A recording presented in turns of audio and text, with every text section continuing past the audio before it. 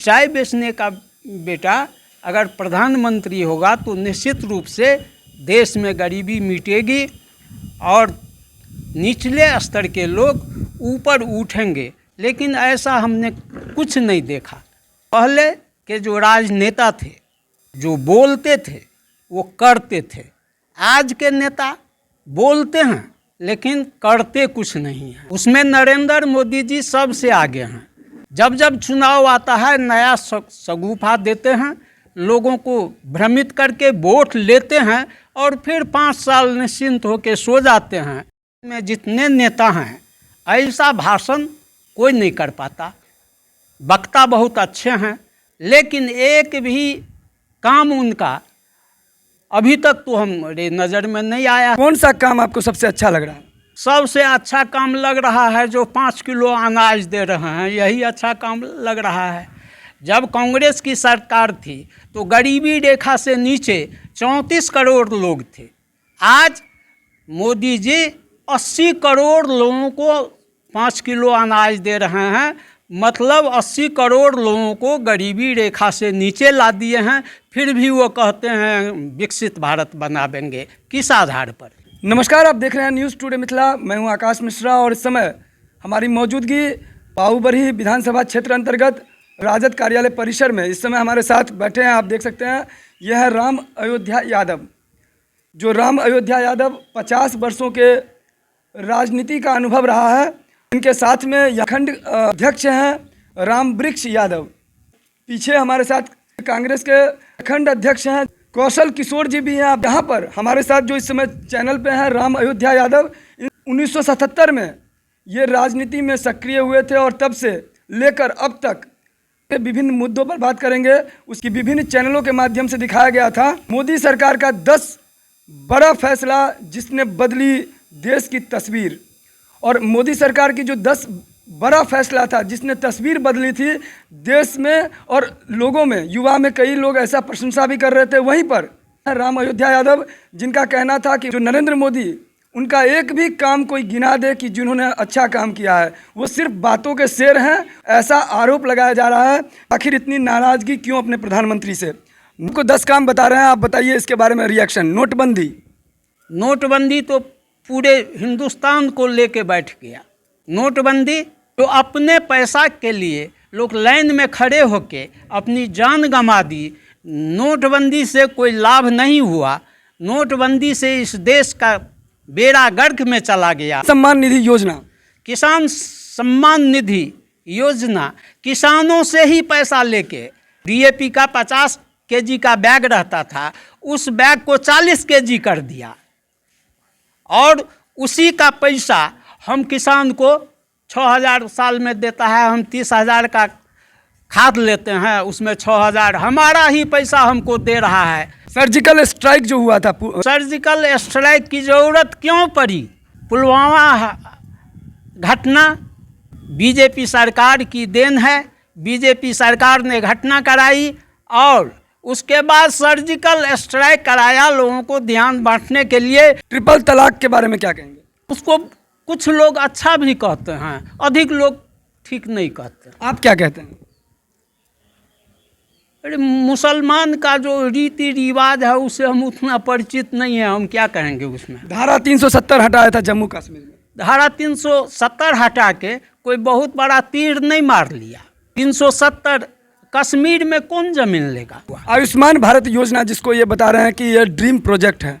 आयुष्मान भारत अच्छी चीज़ है अगर उसका उपयोग हो, लेकिन उसका उपभोग नहीं हो रहा है, उसका यूज नहीं हो रहा है। उससे कई लोग तो अस्पताल में देख रहे हैं, वहाँ पर यूज कर रहे हैं, बोल रहे हैं कि आयुष्मान से ही इलाज हुआ है। सही बात है लेकिन उसमें अभी और समय लगेगा। में इलाज कराने के लिए 8 से 10,000 रुपया तक की उसको जांच होता है। जांच यानी आप कह रहे हैं कि जांच का पैसा लिया जा रहा है? जांच लिखता है डॉक्टर साहब और जांच में जितना पैसा लगता है वो कैश उस व्यक्ति को देना पड़ता है।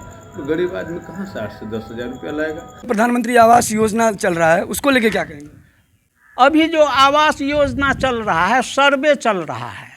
सर्वे इस तरह से चल रहा है, जो गांव में आप जाइएगा तो आपको आश्चर्य लगेगा। उस सर्वे में नाम जोड़ाने के लिए कहीं 500, कहीं 700, कहीं 800, कहीं 1000 रुपया गरीब से लिया जा रहा है। हम यही देख रहे हैं। डिजिटल इंडिया को लेकर क्या कहेंगे? डिजिटल इंडिया, हम तो कहेंगे डिजिटल गांव बनाओ। डिजिटल इंडिया तब बनेगा जब डिजिटल गांव बनेगा।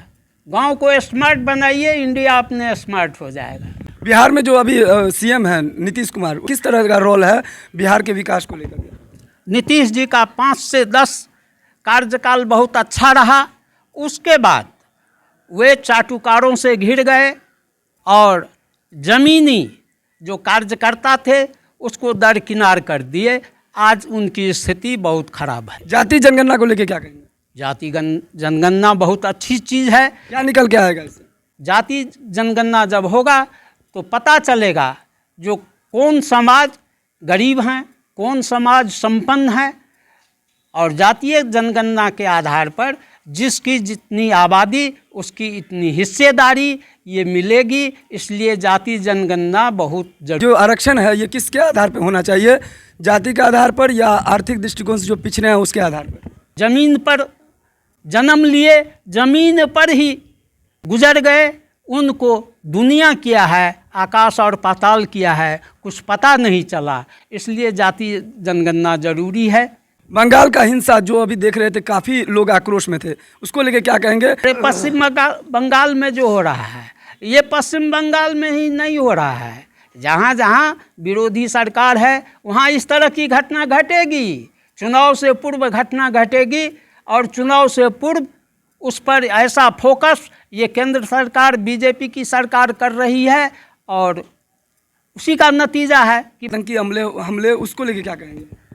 हाल में जो वारदात हुआ है आतंकी हमले, जहाँ ये वहाँ सरकार की चूक है। जहाँ फोर्स को रहना चाहिए वहाँ फोर्स नहीं था।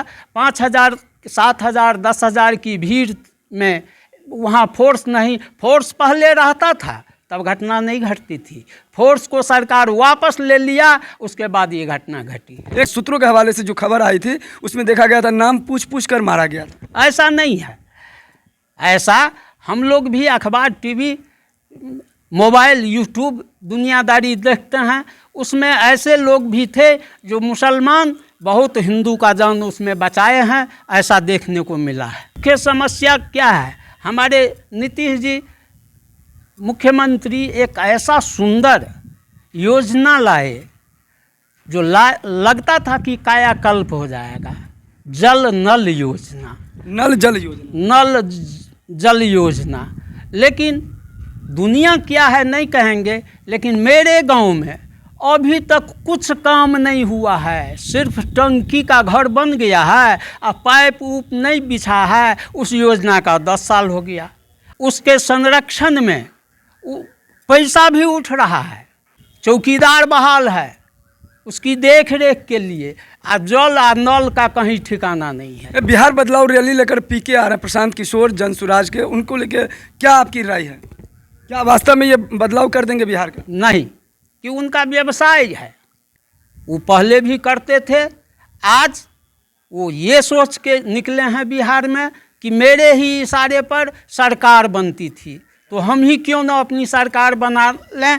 लेकिन व्यवसायी जो होता है वो व्यवसाय करता है, इसलिए प्रशांत किशोर को बिहार के लोग व्यवसायी समझते हैं। राम अयोध्या यादव है जो मानने को बिल्कुल तैयार ही नहीं है और ये कहना चाह रहे हैं कि एक भी ऐसा गिनती करा दे जो मोदी सरकार का जो अभी तक का कार्य रहा हो वो वास्तव में उसकी तारीफ हो। तो अपना कमेंट करके अपनी प्रतिक्रिया है आप जरूर कमेंट लिखिए और इस वीडियो को ज़्यादा शेयर कीजिए।